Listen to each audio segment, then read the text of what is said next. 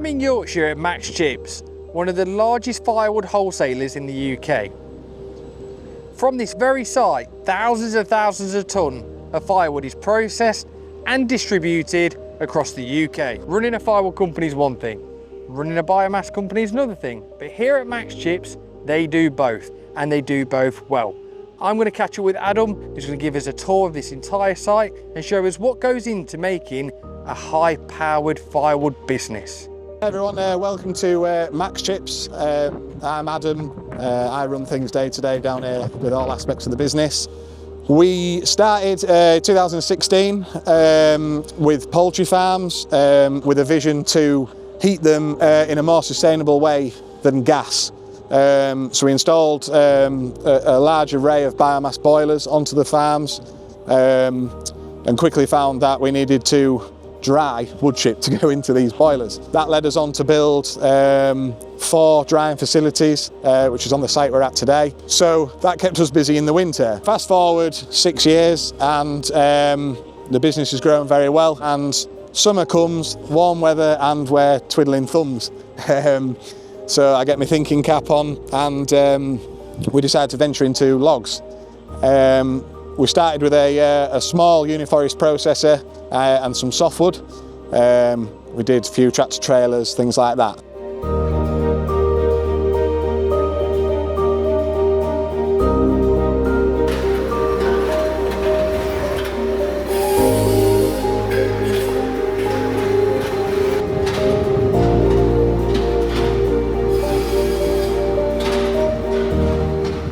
Fast forward to today, we are running 2 larger uniforest machines, the 3 kind that you've seen.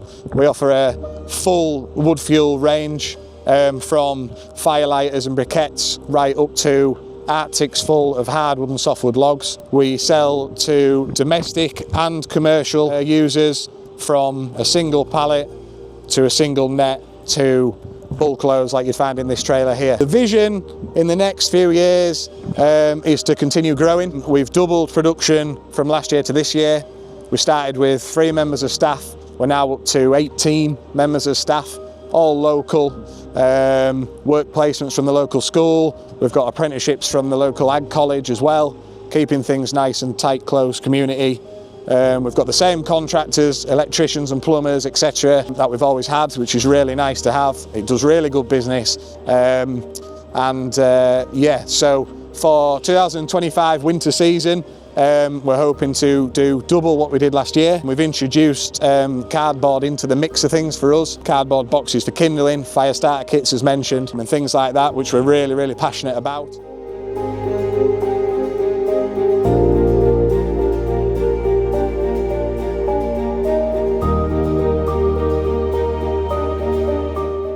Are now solely net zero.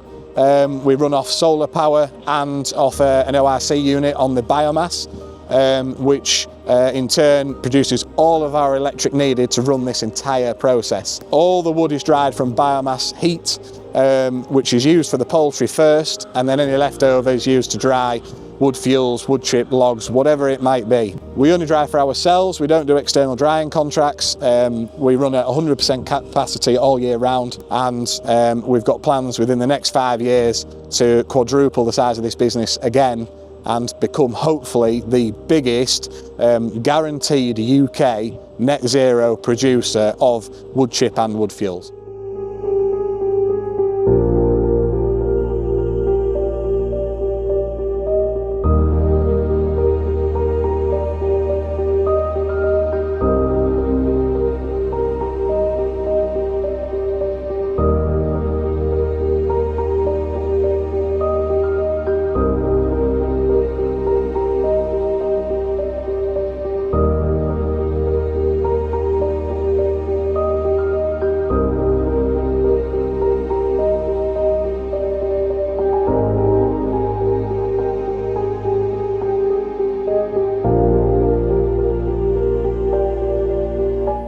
We've invested in the best tackle here we can think to get. We've done a lot of product research around it and what we think is the best for our needs and the customer's needs. We've covered all bases in terms of reliability, supply, backup on the machines, from telehandlers to log processors to kindling machines. We work really closely with the suppliers. The machines are on constant change around. We help with developing in certain machinery, and in turn that helps us provide 100% reliability in terms of customers' orders being fulfilled, they're on time, they're happy with the quality, over the moon with the service from start to finish, and that means that we're running a good business, but our customers who might be selling the product on are also running a really good business as well, and that just makes the industry great all round for us and the process as smooth as possible.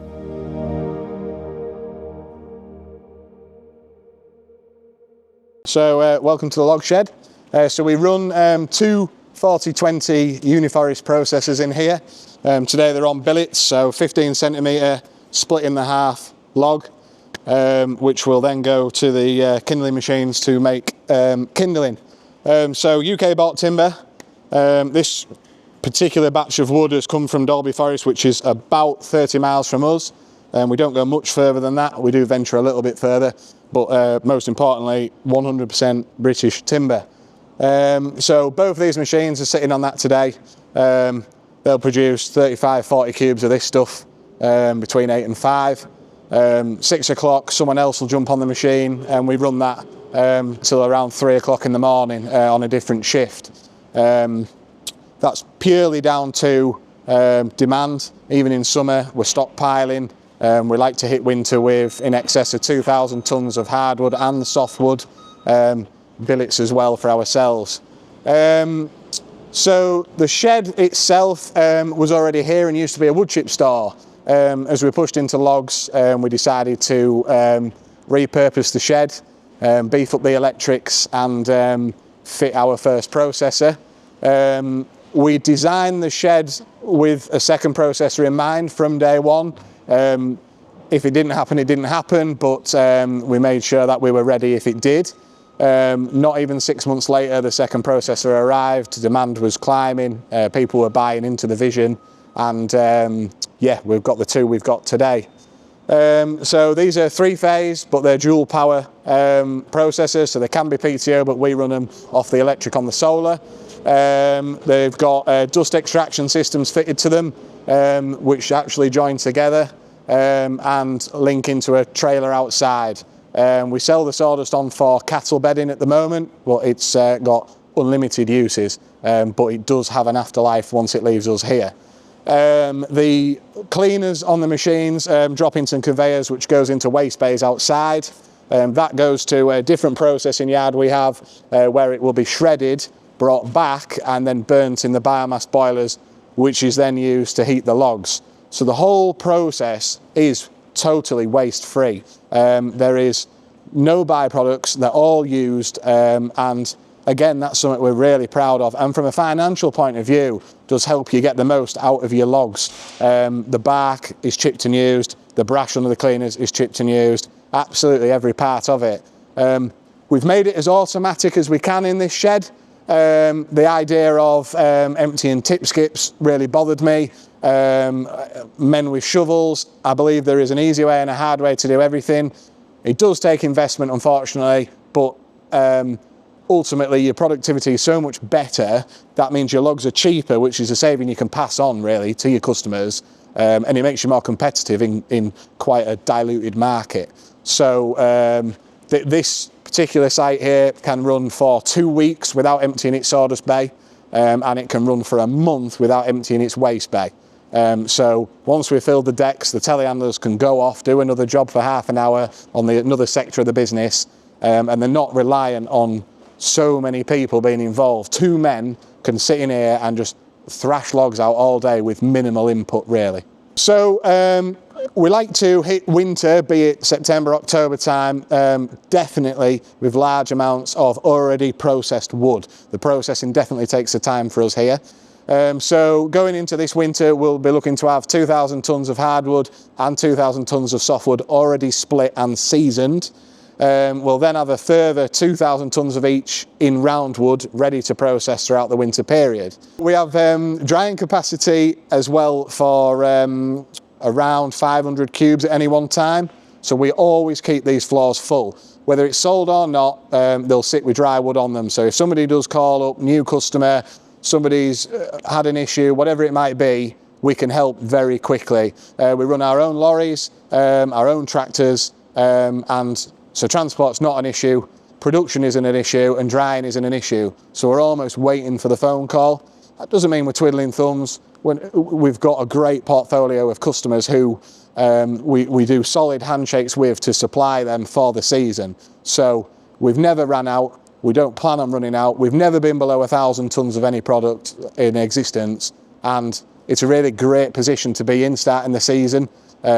We can't predict the weather. If it takes a turn for the worst, we need to be prepared to keep supplying who we've committed to supply. And we do that year in, year out.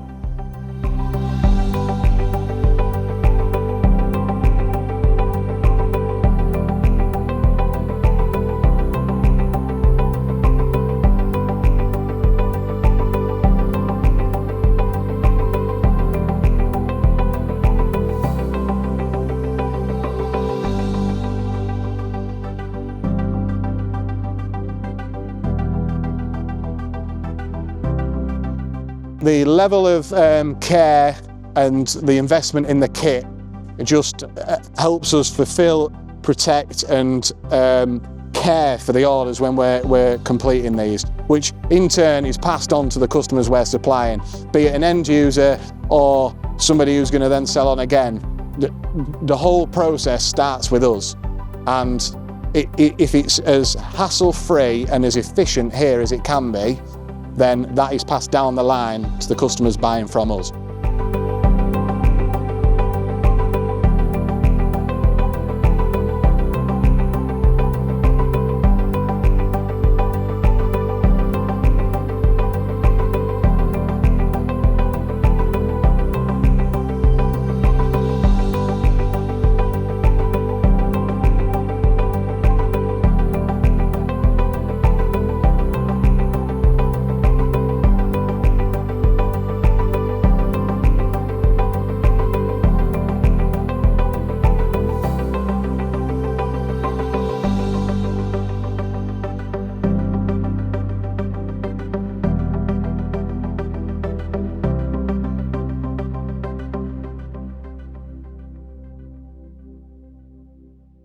So this is one of 6 drying floors we have here at MaxChips.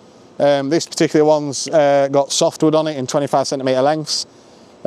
These will be on here for 2 to 3 days, and then they're shipped out to customers or taken to the fulfillment centre to be packaged.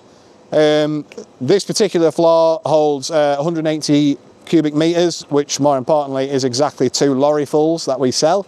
So at any one time we'll have 1 sat full of softwood, a couple sat full of hardwood, 1 on kindling and then the other 2 on chip. So as previously mentioned, should we get the phone call at short notice, we've always got stock dry, sat in a shed, good to go.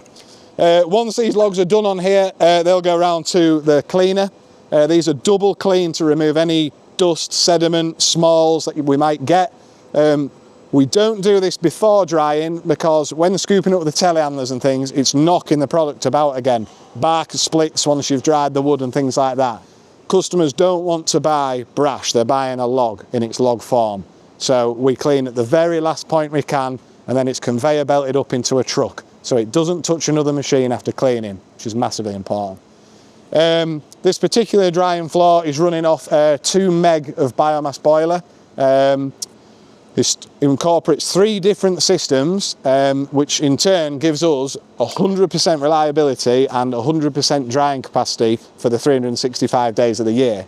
If one of the boilers breaks down, needs a service, whatever it might be, the other 2 will take up the slack. If 2 break down, out of total daftness, there's still 1 going to keep it drying. So if we've pledged to have an order on a certain day, it will still go. We're geared up here that it can't fail, pretty much. And this has all been designed in-house here by us. This is RHI drying. So there's a lot of legislation around this. We have to weigh it on, weigh it off, moisture check it, get the largest log off the top of the heap when you're drying on a drying floor, split it in half and check the middle of that log. The logs at the bottom will be drier than the logs at the top, so we're looking to find the dampest log in the heap. Cubic meter box tests have to be done just to really back up that you are confident that all of these logs are in the moisture range we're looking for.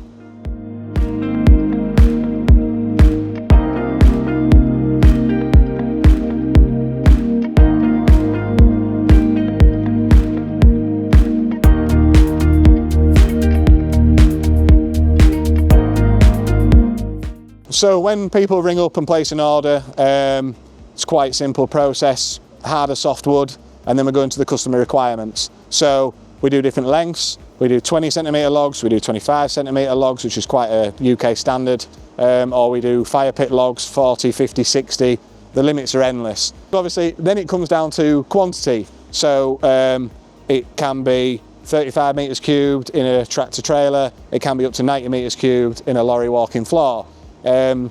All the solutions we offer in terms of transport are short in terms of height. We were delivering to several customers last year and tipping outside, and they were having to push the product into their sheds. And to me, to spend this much time and passion getting the product to them like that, to tip on a dusty or potentially wet yard, was quite upsetting, to be honest. And the solution was to buy lower down trailers that were better for access. Rear steer truck trailers help as well with tighter farms, heights and things like that. Collections offered, delivery is offered. The possibilities are endless here, really.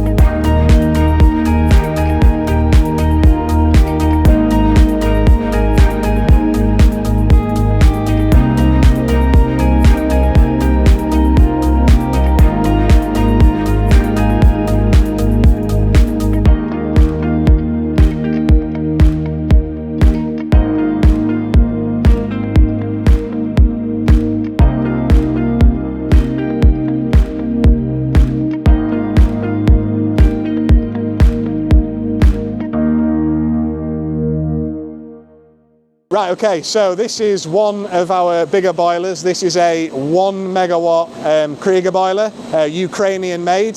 This is coupled alongside a 120 kilowatt ORC. This boiler has a capacity to heat the poultry farm. It makes electric through this machine, which we use on site, and then it dries the logs on the drying floors we just saw. This boiler runs about 900 degrees in the top end, about 500 in the bottom, burns 8 tonnes of wood a day, and out of that you get about a wheelbarrow of ash. The ash is actually sold on and used in farmers' field, really rich in potassium and sulfates, so even that's used on, so it carries on the waste-free process. We service these in-house, we're all trained, we've got 3 HETAS accredited engineers that look after these boilers. The parts are mainly sourced from the UK where we can, but sometimes it does have foreign parts on. So we run a fleet of over 20 biomass boilers within the business, all linked to poultry and wood fuel drying. It gives a great element of sustainability around the drying process. It also gives us a really good capacity, as I think a lot of people within the industry do struggle to dry. I think that's the biggest issue. It's one we're quite blessed with here, and couple that with in-house servicing that we have, we can dry, 95% of the year, which is really, really fantastic numbers. So this site was refurbed in 2023. We've updated absolutely everything here, put in LED lighting, which is much better on the electric bill. We've also upgraded the fire system in here. So this building features over 40 sensors, which are heat and smoke detectors. This is on an automatic call to the fire crew and linked to myself and the director's telephones.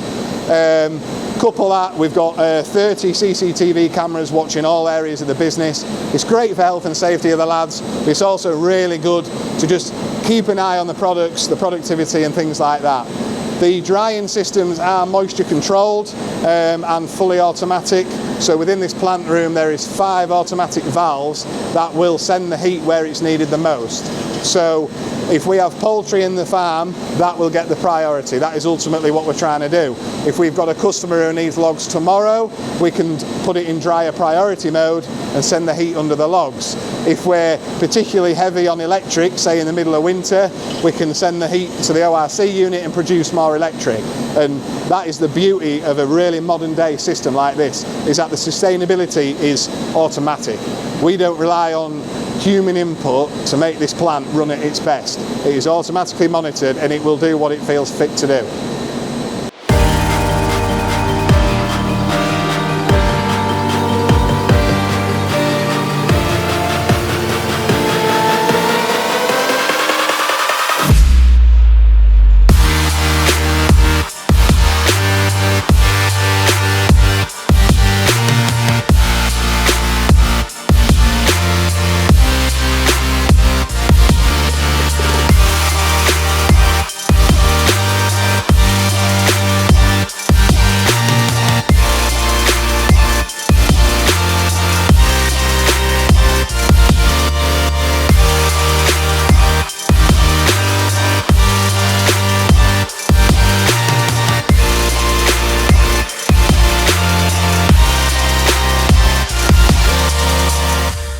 So Adam, tell me about these beasts of the machines.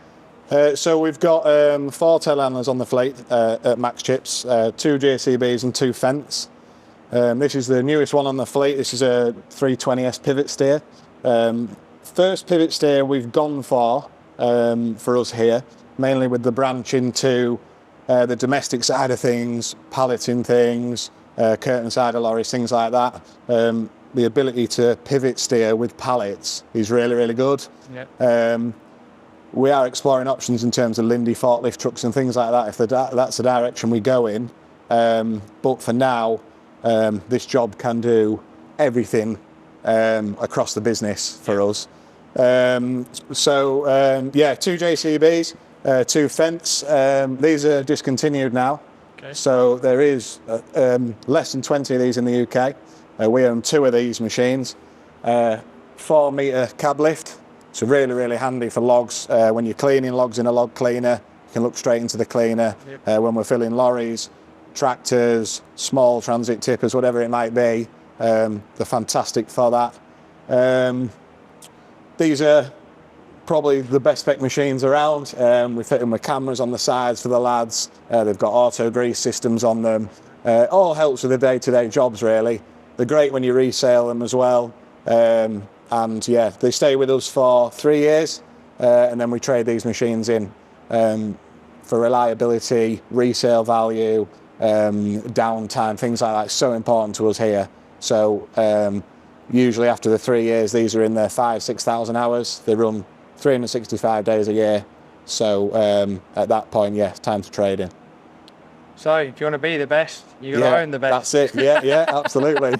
So this is a 4.5 tonner machine. This is a 3.5 ton machine.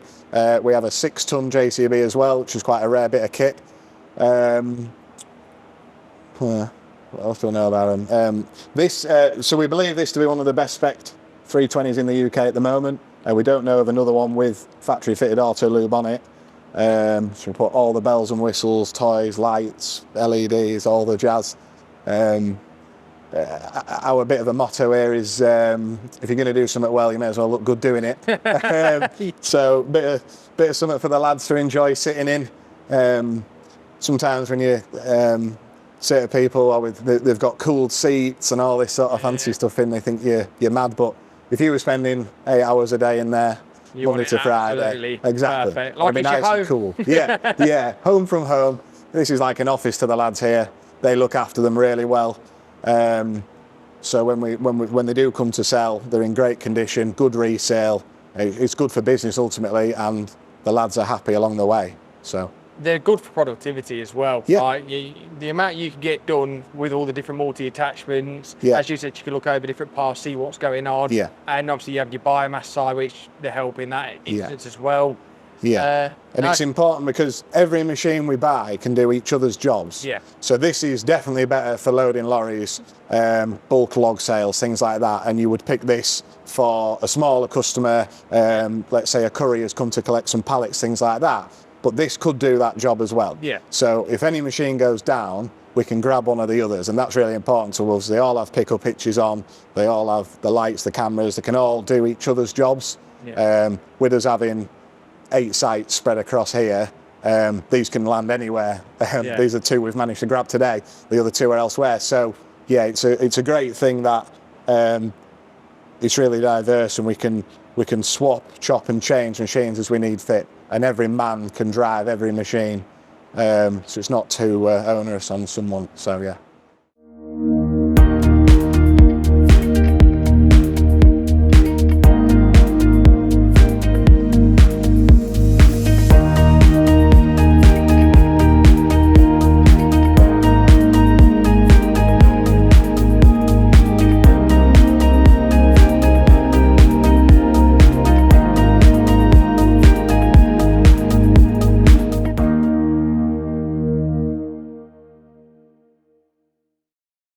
Yeah, so 3 Kinlet machines, all bought from Firewood.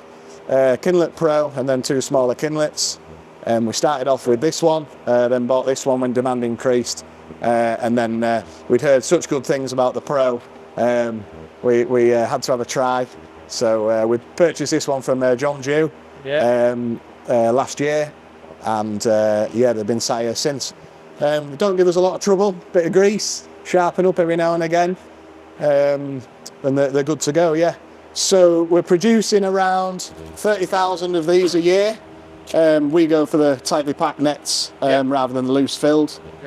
Green, which indicates it's softwood to us, as with our other products we sell. So you do colour coding scheme, just to that. So you got green for softwood, red for hard. Yeah, so yeah, everything soft is in green nets, just to make it easier for the retail people we're selling to as well. Definitely helps out. So some of these we sell for ourselves locally, can be a single net, goes with a dumpy bag. We'll put a little tag on here with our name on and a QR code. This batch here is going as wholesale to a very good customer who wants to sell them on, so it's unbranded. So there's no mention of us on there. A little bit of a new product we tried. The nets aren't particularly eco-friendly. And our ethos is all around sustainability and things like that. So we ventured into a box. We were one of the first to mass produce kindling in boxes. A little bit of a different idea with this, with it being so branded against us. This is sort of going into the bigger retail outlets and online stores such as B&Q, Etsy, Amazon and all those places. You get nearly the same quantity, just arguably a nicer looking product, bit of a premium range, less mess, and fully recyclable. So we design the box, we buy the box, it's made in the UK, it isn't printed abroad. It would be half the price if it was, but it's not what we're about. So yeah, burn the kindling, recycle the box when you're done. We developed the size of the box, mainly based on the width of the kindlets. So the idea being that this width here fits perfectly on all 3 of these machine chutes. We didn't want to mess with what Firewood had created here because they work very well for the nets and things like that. So yeah, that fits perfectly on the chutes. Just your wooden net, shove it in, fold it up, give it a shake just to get any air out so it all falls real nice, and then tape them up and away you go. So obviously the viewers will know, about 9 months ago I did a video with DA-Pack, and we were talking about the new development in the industry where people are going to be pushing for boxes. You being the first to mass produce it, mass put it out there, you're getting in all the correct spaces. You've done very well on that. So if we're talking about kindling, is that something you're going to do for logs as well? Or do you already do it for logs? Yes, so we have started offering out in plain boxes, log boxes, so softwood in its entirety, hardwood, and then what's called fire starter kits. These are sort of us trying to break into a summer trade We are very, very busy in winter, but as with everybody else in the industry, come summer, it's nearly twiddle your thumbs time. So we're trying to break into that barbecue, pizza oven market. Yep. Also, I think if you're going camping and you've got to stop and get some firelighters from somewhere, petrol station or something, it costs a lot of money. They're not renewable, these paraffin coated and all that. Yeah. So we're doing a box that is fully recyclable, fully UK made, with natural wood wool firelighters, kindling, which is just the same as you get in here but in a different form, and then hard or softwood logs. All in cardboard, again, can be branded or unbranded, it's perfect. And we're seeing stuff shift from nets to the boxes. Yeah. As a producer, it's better for us as well. It stacks better on pallets. Yeah. It looks nicer, there's less shift on lorries. It's just a nicer product to work with, and the environmental aspect of it is there as well, in terms of it is widely recycled, and that just helps with the ethos of our business, really. Definitely, and I think it's great that you pride yourself on made and grown in Britain. Obviously, we've talked about it many times. Having things in Britain, is what keeps things pushing forward, essentially, isn't it? It is, yeah. Yeah, it's so important, and I think the consumers are slowly realising that, and they will realise it even more if us as manufacturers and producers highlight that, and almost, we're getting to the point where we're not going to offer an alternative now. We are sustainable, we are UK made, we are net zero production, and if you're not into that, that's fine, but we don't offer an alternative now because we believe that is the right way to do it. That is our ethos, and that is our business direction with all the products, from wood chip down to a piece of kindling. And from a business point of view, and we'll probably touch base on this, we'll probably touch base on it again later, for me personally and other businesses out there, that gives you peace of mind, security, knowing it's not just something people say, it's something that you actually stand by and perform. When, if I need to pass things on to my customers, I'm a believer in British grown, British made, etc. I know if I come to you, that's what I'm getting. Absolutely, no questions about it. No, and we do yard tours, we do young farmers, we're really close to the young farmers, some mental health associations as well, and we invite people round here to have a look. Come and have a look.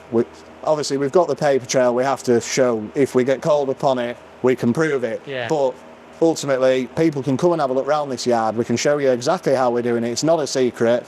We want more people to do it, and welcome aboard to the group of the UK log producers, and stick by it, not grow the business and then go, oh, well we're maybe going to have to buy abroad now because we've reached max capacity. No, we'll reinvest again and again and again, like we already have, to keep it UK and just keep it in that sustainable market. It can be sustainable, it can be friendly industry, and it can be UK backed only and not rely on anybody else. We can do it. We've got the infrastructure in the UK, and I tell you we can do it because we are doing it. So people will buy into this, and other producers need to get on the bandwagon with it and do what we're doing in their own way, of course. Definitely. But it needs to be done. Definitely needs to be something where the shift of the industry, whether it's government backed, whether it's however we can promote it, British is the way forward. It is, That's it. And that's helping British forestry, which is helping landowners, which is helping farming. Farms are having a bad time at the moment. It all helps the economy ultimately, it is a winner for everybody that lives here, that owns businesses, that are buying the product even, are a winner as well. So there's nothing to lose doing it. You've just got to make the jump, spend the time. It's time consuming, sourcing, bags, packaging, wood, machines, whatever it may be. It does take time. It is a commitment, but once you're there, it's easy. Once you get a bit of an alliance, we're happy to share the information with people and help people make the jump to it and commit to UK. And if you struggle with it, you know where to buy it from. Pick up the phone.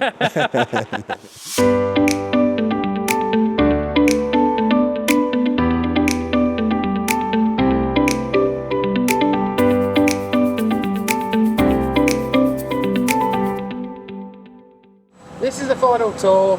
Now, I've had a look around. This has got to be one of the most impressive, efficient setups I've ever seen. Yeah. I think efficient is the best word for it. Yeah, and hopefully. It's took tons of development for you to get to this point, hasn't it? Absolutely, yeah. Now, if you were to, let's say, pass a bit of advice around to someone looking to improve their setup, obviously they will never be as big as this, probably, but if you were looking for something to improve on a smaller setup, what's the most efficient thing you could say to take a look at? I think I would say focus on getting a more efficient setup as opposed to being the biggest or the best or the highest output. We can all be busy idiots. We've scaled it back a little bit this year and just done what we were doing but better. There's an easy way and a hard way, and it's definitely good to be the most efficient you can be before you then choose to expand and push forward and things like that. So don't overlook the small things. Get your process as good as it can, even if it doesn't involve money, even if it's small things, small spends, or just layout setups, and you'll enjoy the job a lot more as well if you're making it as hassle-free as possible, for sure. From the tour we did at the very beginning, and you showed me around, the minutest of details like putting a stop on a door, having access to areas that you need access, we're utilising each and every space to make everything convenient. I think you have nailed that. Like, you should write a book on that. You have absolutely nailed that. It's things that I would have never thought of. And it's even got to the point where I'll go back to my own yard and think, I should be doing that. Why aren't we doing that? And I've seen things that I should be doing. But it's nice to share things like that with people like yourself. And some of the things I've implemented here, I've learned from other people's yards as well in the industry who've welcomed me in or whatever it might be. So it is nice to show as an industry how things can be done, how spaces can be used, what bits of kit are better than others or exist or are being developed or whatever it might be. So there'll be snippets of other people's yards in here, snippets of my ideas, the owner's ideas, things like that you can implement, and likewise with other people for me, which is really good and really great, Definitely. So just for all the viewers, I have not been paid for this, so there's no exchange with it. It's not a plug and advertising thing. This was literally Adam inviting us up to see a high production yard, okay? Now, from my experience, and this is just my experience alone, if I needed to purchase with a wholesale for anything at all, this is the place I'd go. And this is just from seeing the care involved, seeing the setup, seeing the efficiency, and knowing that I'd actually get my products that I'm after on time, and the fact that if you want to purchase something, you can come up, speak to yourself or your staff, and they will walk you through everything that you need to see. And to me, for my business, that goes a long way. So all I want to say is thank you very much, and I appreciate it. If I'm ever stuck, I know where you are. Good man. Salesman of the year. So there you have it, a high output firewood business. Now, if you want to learn more on the Uniforest 4020, click here. And if you want to see a video that you may not have seen before, click here. And for everyone that's new, for everyone that's old, I really appreciate you being here. It means a lot to me and it helps this channel grow. So if you don't mind, don't forget to hit the like and subscribe button, and I'll see you on the next one.